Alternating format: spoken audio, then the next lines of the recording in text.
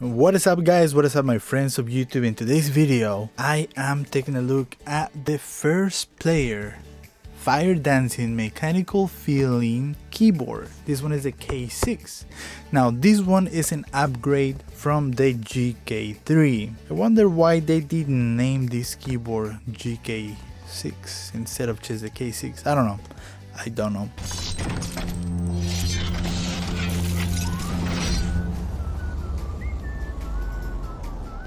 So today I got both keyboards in here. I got the GK3 Black Edition and I got the upgraded version. Now the GK3 came out in 2015 and the K6 came out this year, and I really wanted to test it because, well, it's an upgrade and I've had my keyboard, my 1STPLAYER fire dancing. I have had it since then. Some people might remember that the GK3 had a misspell letter. Instead of saying player, it had 1STPLAYER, and I still have that one here. To me, that's a piece of gold. I will keep that keyboard forever. Both of them are supposed to be mechanical feeling. Now I want you to listen to the sound of the K6, the upgraded version. So this one here, it's the GK3.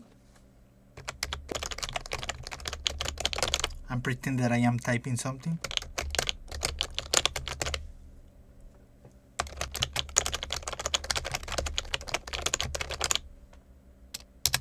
Okay, now I am going to type on the other keyboard.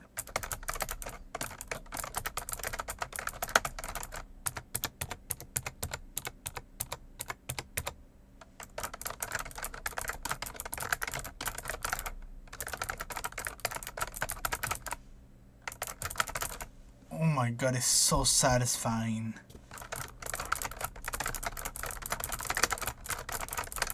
It's got a clicky sound, kind of like the cherry blue switches. Now, to make a fair comparison, what I was talking about, the clicky sound, these ones right here, this keyboard right here, it's a real cherry MX blue. Now I'm gonna go ahead and put the keycap back, and I want you to listen. This is way louder.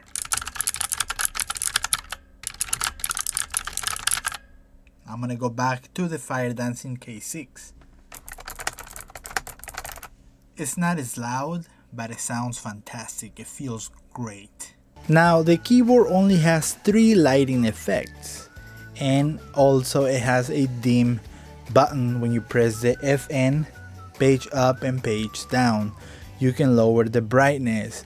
Another of the features of this keyboard, it's the fact that the keys are backlit, and that is a great improvement for this keyboard.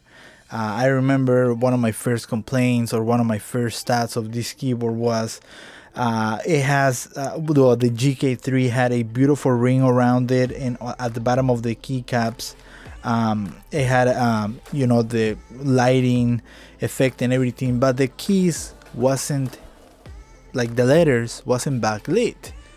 So it kind of defeat the purpose, and that was one of my complaints. Also, another of the great improvements was the back button.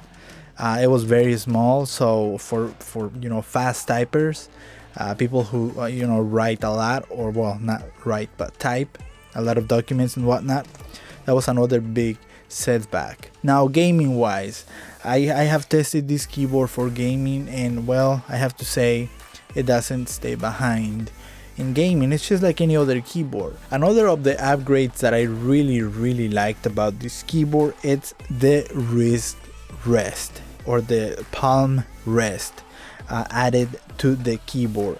That makes the keyboard a little wider, and I think that it's an amazing ergonomic design for gamers, so you don't have to buy one of those foam pads or wrist rest. With this keyboard right here, it's kind of like the Corsair ones, or those high-end keyboards. Now all of the stuff and all of the design packed into this keyboard right here, in my opinion, it's a bang for the money. The GK3 version was okay. It felt bumpy, it felt cool. I played with mine for about 2 years, then I upgraded to a different keyboard, and now with this one right here, the the K6, man, I really like the way that the keys feel. Now, having consideration, this keyboard doesn't have RGB, even though it has those cool effects on the lighting.